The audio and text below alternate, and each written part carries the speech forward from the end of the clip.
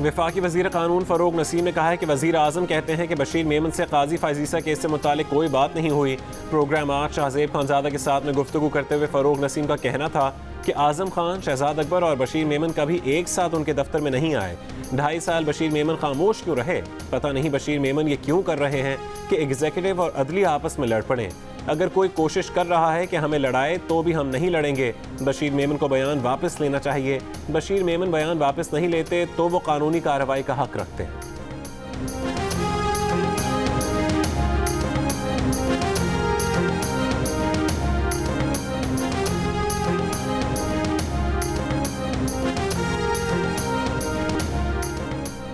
वज़ीर आज़म के मुशीर बराए एहतसाब दाखिला शहजाद अकबर ने साबिक DGFIA बशीर मेमन को 50 करोड़ रुपए हर्जाने का कानूनी नोटिस भिजवा दिया।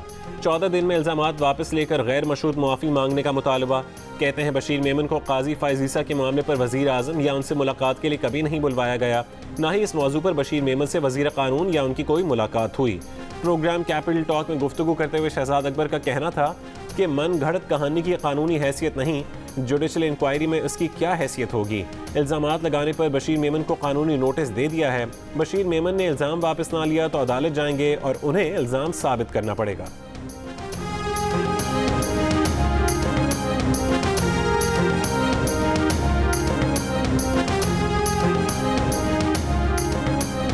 किसी वज़ीर आज़म के दफ्तर में ऐसे घिनौने जराइम का इर्तिकाब नहीं हुआ। बशीर मेमन की गवाही कल आई है। लोगों की समझ में आ गया कि सिसिलियन माफियास क्या होती हैं।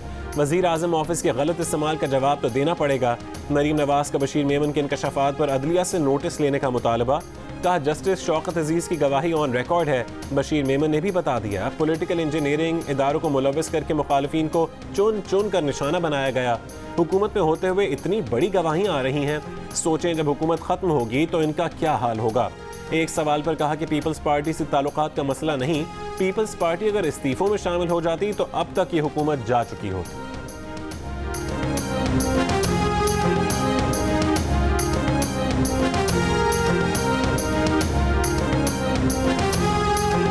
वज़ीर आज़म इमरान खान ने कहा है कि एक छोटा सा अमीर तबका मुल्क के वसाइल पर काबिज़ है, तरक्की के सारे फ़ायदे समेट लेता है। माजी के हुक्मरानों की लंदन के उन इलाकों में जायदादें हैं जहाँ बरतानवी वज़ीर आज़म भी घर नहीं खरीद सकता। रियासत मदीना में महल्लात नहीं बनाए गए थे। गरीबों की हालत बेहतर बनाने पर तवज्जो दी गई थी। मौजूदा हुकूमत भी यही कर रही है।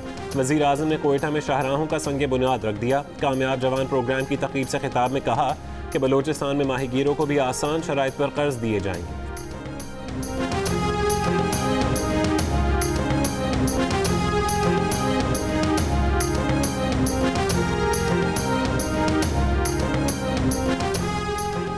सऊदी वली अहद शहजादा मोहम्मद बिन सलमान ने कहा है कि सऊदी अरब ईरान से अच्छे ताल्लुकात चाहता है। सऊदी अरब ईरान को मुश्किल सूरत हाल में नहीं देखना चाहता। सऊदी अरब और ईरान के मफादात एक दूसरे से वाबस्ता हैं। वज़ीर आज़म इमरान खान की जानिब से मोहम्मद बिन सलमान के ईरान से मुतालिक बयान का खैर मकदम। कहा ईरान पाकिस्तान का पड़ोसी और सऊदी अरब का करीब तरीन दोस्त है। अमन के लिए उठाया जाने वाला ये कदम मुस्लिम उम्मा को मजबूत करेगा।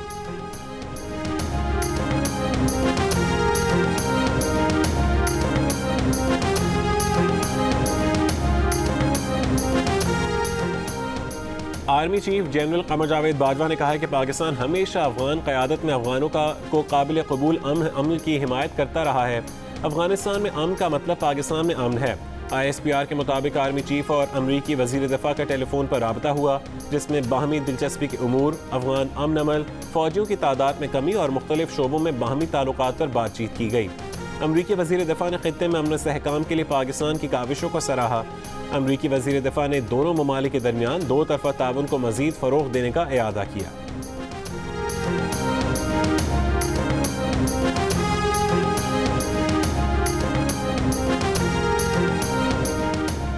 कराची के हल्का यानी 249 में ज़िमनी इंतखाब आज होगा। PTI के अमजद इकबाल आफरीदी, मुस्लिम लीग नून के मिफ्ता इस्माइल, पीपल्स पार्टी के कादिर खान मंदोखेल, PSP के मुस्तफ़ा कमाल और MQM पाकिस्तान के हाफिज मोहम्मद मुरसलीन समेत 30 उम्मीदवार मैदान में हैं। हल्के में 3,39,000 रजिस्टर्ड वोटर्स हैं। हल्के में 274 पोलिंग स्टेशन बनाए गए हैं। हल्के में 92 पोलिंग स्टेशन हसास और 184 इंतहाई हसास करार दिए गए। इंतहाई हसास पोलिंग स्टेशन में CCTV कैमरे भी लगाए गए हैं। पुलिस और रेंजर्स की भारी नफरी तैनात। ये नशिस्त PTI के फैसल वावड़ा के मुस्ताफी होने पर खाली हुई है।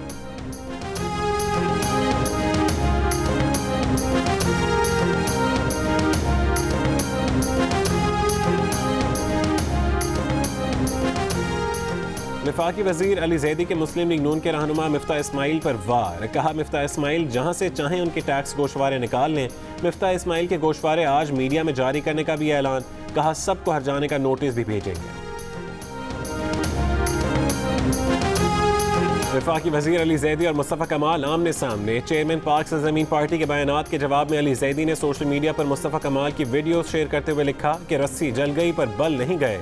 वो वक्त गुजर गया जब इस किस्म की गीदड़ भपकियों से कोई मरूब होता था। क्या इलेक्शन से पहले ही दिल बर्दाश्त हो गए। प्रेस कॉन्फ्रेंस में ये भी कहा कि मुस्तफ़ा कमाल साहब अपना लहजा दुरुस्त करें।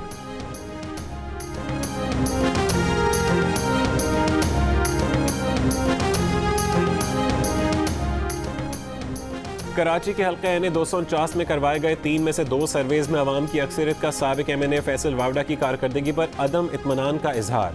गैलप सर्वे में 83% और इप्सॉस सर्वे में 75% अफराद फैसल वावडा की कारकर्दगी से गैर मुतमईन नजर आए, लेकिन पल्स कंसल्टेंट के सर्वे में 77% ने फैसल वावडा की बतौर MNA कारकर्दगी पर इत्मीनान का इजहार किया।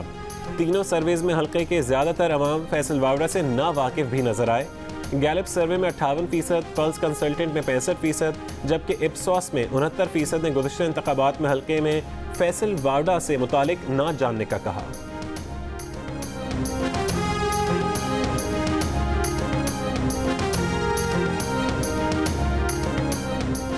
29 अप्रैल को होने वाला PDM सरबराही इजलास ईद के बाद तक मौखिर। आइंदा सरबराही इजलास में पीपल्स पार्टी और ANP की शिरकत भी मुतवक्के। मौलाना फजल रहमान ने पीपल्स पार्टी की वापसी के लिए राह हमवार करना शुरू कर दी। पीपल्स पार्टी यूसुफ रजा गिलानी के मामले पर नजरसानी करने को तैयार। मौलाना फजल रहमान ने PDM के दीगर कायदीन को आसिफ अली जरदारी के पैगाम पर एतमाद में लिया। बताया कि पीपल्स पार्टी इस्तीफों के मामले पर अपने मौक़िफ़ पर कायम है। मौलाना फजल रहमान का रमज़ान के बाद हुकूमत मुखालिफ जद्दोजहद तेज़ करने का ऐलान। कहा कि रमज़ान के बाद हम पहले से बेहतर ताकत के साथ मैदान में होंगे।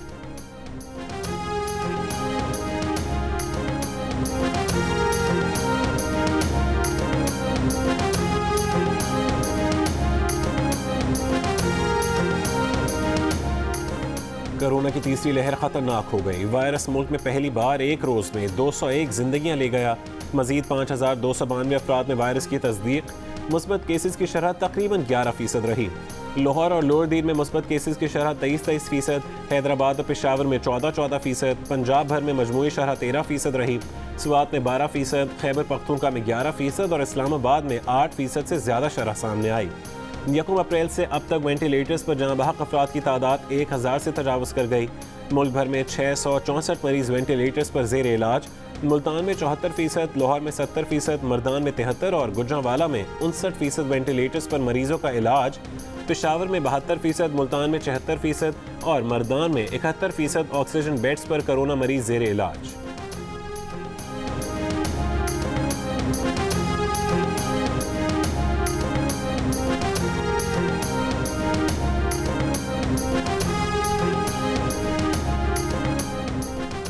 पाकिस्तान एटमी तवानाई कमीशन ने ILIV के नाम से वेंटिलेटर मुतारिफ करवा दिया। ड्रैप ने वेंटिलेटर की तैयारी और इस्तेमाल की बाकायदा मंजूरी दे दी।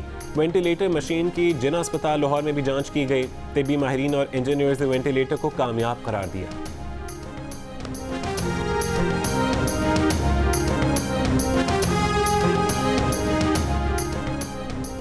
कोरोना वैक्सीन की मजीद 10 लाख डोजेज आज पाकिस्तान पहुंच जाएंगी। 10 लाख साइनोफार्म वैक्सीन पाकिस्तान ने खरीदी हैं।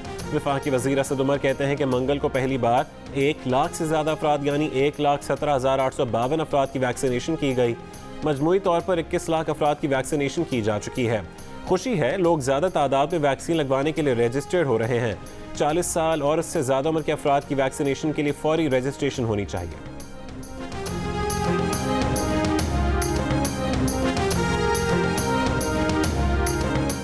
मुल्क में 50 साल से 59 साल के अफराद की वॉक इन वैक्सीनेशन। वज़ीर सेहत पंजाब डॉक्टर यास्मीन राशिद के मुताबिक पहले रोज़ 6 घंटों में 1,15,000 से ज़्यादा शहरियों को वैक्सीन लगा दी गई। कराची में 3 महीने में 1% से भी कम अफराद को कोरोना से बचाव की वैक्सीन लगाई जा सकी। कराची में सिर्फ 51,000 बुजुर्ग अफराद और सिंध के दीगर शहरों में सिर्फ 13,000 अफराद को वैक्सीन की दोनों खुराकें लगाई गईं। खैबर पख्तूनख्वा में रोज़ाना की बुनियाद पर 18,000 अफराद को वैक्सीन लगाई जा रही है। पंजाब में 10 लाख अफराद को वैक्सीन लगाई जा चुकी। बलोचिस्तान में 33,000 से ज़्यादा अफराद को वैक्सीन दी जा चुकी। वज़ीर आज़म के मुआविन खुसूसी डॉक्टर फैसल सुल्तान का कहना है कि जून तक वैक्सीन की 1,87,00,000 खुराकें पाकिस्तान में मौजूद होंगी। वैक्सीन लगवाने वालों का पैगाम है, मुल्क में मामूल की जिंदगी की वापसी चाहते हैं तो वैक्सीन को हाँ, कोरोना को ना।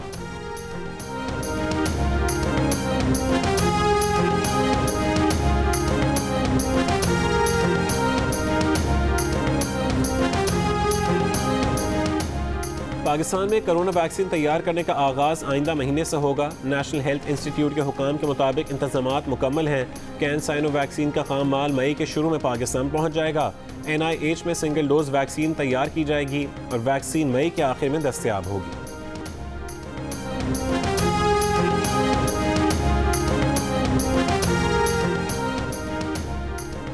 इस्लामी नजरियाती काउंसिल के चेयरमैन डॉक्टर क़िबला अयाज ने कहा है कि रोज़े में कोरोना वैक्सीन लगवाई जा सकती है। कोरोना SOPs पर अमल दरामद मसाजिद और मदारिस समेत हर जगह किया जाए।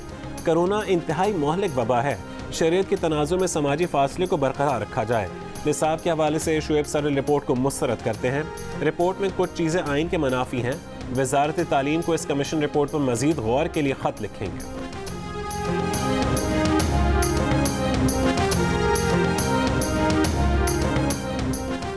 नैब की साबिक वज़ीर दाखिला एहसन इकबाल का नाम ECL पर डालने की सिफारिश। नैब ने एहसन इकबाल का नाम ECL पर डालने के लिए वज़ारत दाखिला को ख़त लिख दिया। रहनुमा मुस्लिम लीग नून एहसन इकबाल कहते हैं कि उनका पासपोर्ट तो अपनी तहवील में ले रखा है, फिर बाहर कैसे जाना? नालायक को पासपोर्ट कहीं गुम तो नहीं कर दिया?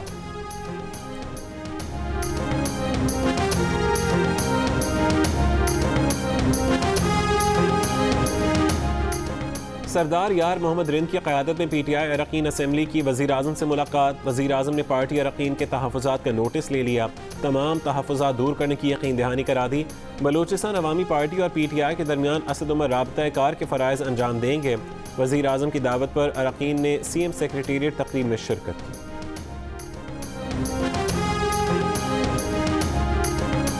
और पाकिस्तान और जिम्बाब्वे के दरमियान टेस्ट सीरीज़ का पहला मैच आज से खेला जाएगा। जनूबी अफ्रीका से होम टेस्ट सीरीज़ जीतने वाली टीम में एक तब्दीली का इम्कान। यासिर शाह फिटनेस मसाइल के बायस स्क्वाड में नहीं, जाहिद महमूद को मौका मिलेगा। नुमान अली और शाहीन आफरीदी के भी प्लेइंग 11 में शामिल होने का इम्कान। जियो सुपर टेस्ट सीरीज़ बराह रास्त नशर करेगा।